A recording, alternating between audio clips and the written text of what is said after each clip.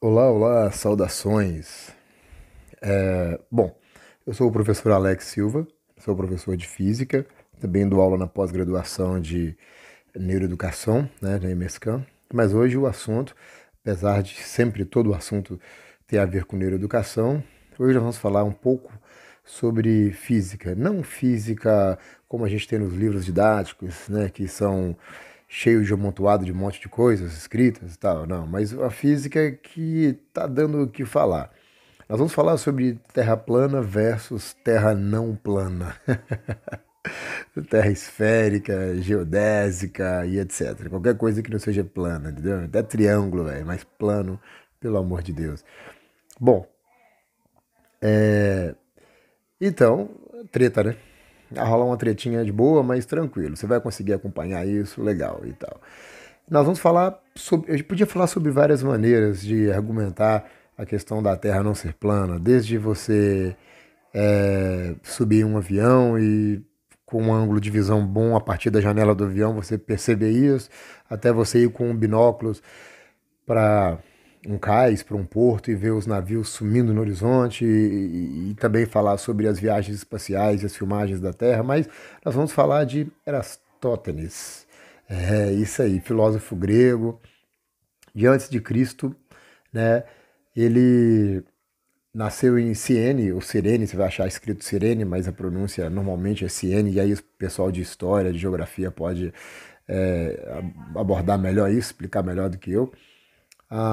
Ele provou a curvatura da Terra, inclusive ele mediu calculou o perímetro da Terra, né, a circunferência da Terra, e usando apenas geometria, isso há mais de 2000 anos. E nós temos que parar o nosso projeto de teletransporte para poder voltar a esse negócio que a Terra não é plana e, meu Deus, vamos lá, né? Bom, vamos colocar assim, se a gente pensar na Terra sendo plana, os raios de Sol que vêm de tão distante, eles caem praticamente paralelos. Então isso faria com que, se não houvesse sombra em um lugar, não haveria sombra em outro lugar, porque os raios estão paralelos praticamente, e aí a Terra é plana, então o mesmo comportamento de um lugar seria no outro, uma cidade seria na outra. Não tem sombra aqui na cidade da esquerda, não tem sombra lá na cidade da direita, em dois edifícios, duas árvores, ou dois, qualquer que seja, né? Aristóteles, ele percebeu o seguinte: em determinados momentos, o sol batia num poço, a luz do sol fazia sombra de um lado dentro do poço. Um poço bem profundo, ele fazia sombra de um lado, depois, em determinados dias, a sombra estava do outro lado, em determinados momentos, né? Em determinados momentos, a sombra, o sol estava batendo no meio certinho, não tinha sombra. Ele começou a perceber que em locais diferentes havia sombras diferentes. Inclusive, havia sombra em uns locais e em outros não. Então, ele fez o seguinte experimento: uma sombra em uma edificação, né, um edifício, em Siene, da cidade natal dele, e 800 quilômetros depois em Alexandria. Como é que ficaria isso? Bem, voltando aqui, fui para o lado errado. Olha, o Sol batendo os raios perpendiculares, você observa que em Siena ele bate de cima para baixo, não tem sombra. Em Alexandria já tem uma sombra sendo projetada, né? Então, tem sombra num lugar, não tem no outro. A única possibilidade é que a Terra não seja plana, mas ela tem uma certa esfericidade. Ele foi além. Ele conseguiu medir a distância, né, 800 quilômetros, mediu esse ângulo fácil, com argumentos geométricos. Você mede 7,2 graus, né, e aí a gente extrapolando os dois edifícios que ele mediu, os ângulos, esse ângulo aqui do centro que acabou de surgir é alterno interno com aquele de fora, então ele tem o mesmo valor, 7,2 graus, né? Bom, e aí, olha lá em cima, né, à esquerda do vídeo, ele montou uma regra de 3. 7,2 graus equivale, um ângulo de 7,2 graus equivale a uma distância de 800 quilômetros, que é de Siena a Alexandria. Então, um ângulo completo de uma circunferência, que seria 360 graus, ele vai equivaler a x, uma regra de 3, comum, né? Então, ele vai multiplicar 7,2 por x e igualar a 360 vezes 800. Vai ficar assim, ó, 7,2 vezes x igual a 800 km vezes 360 graus.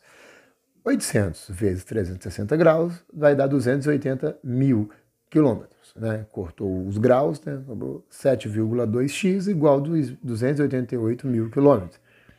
Esse 7,2 que está multiplicando, tecnicamente vai para lá dividindo. Não é isso que acontece, mas fica mais fácil de entender.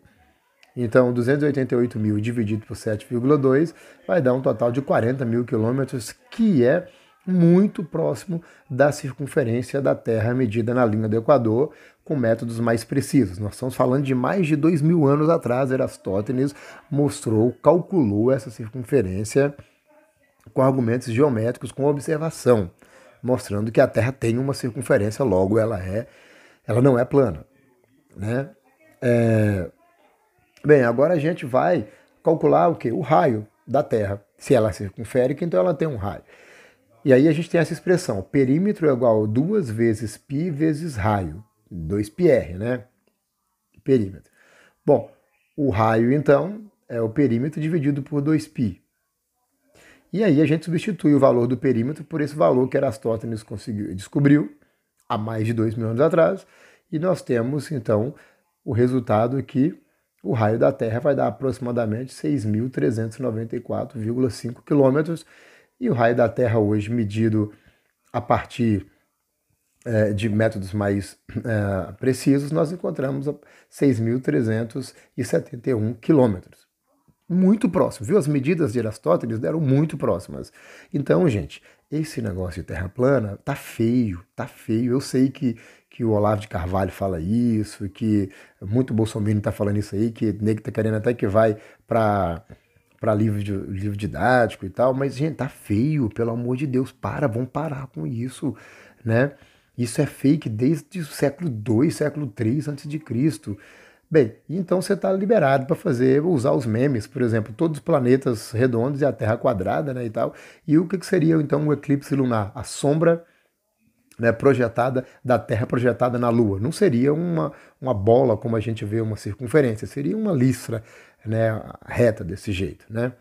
Então, meus queridos, muito obrigado pela paciência de vocês. Espalhe esse vídeo da maneira que vocês puderem e quanto vocês puderem, e vão viralizar esse negócio para poder reforçar essa ideia de que tá feio ficar falando negócio de terra plana e um monte de coisa que está escrito nisso aí. Mas também, né, fazer o quê? Os livros que estão escritos que a Terra não é plana e mostram as provas, eles são um amontoado de um monte de coisas escritas. Então, fazer o quê, né?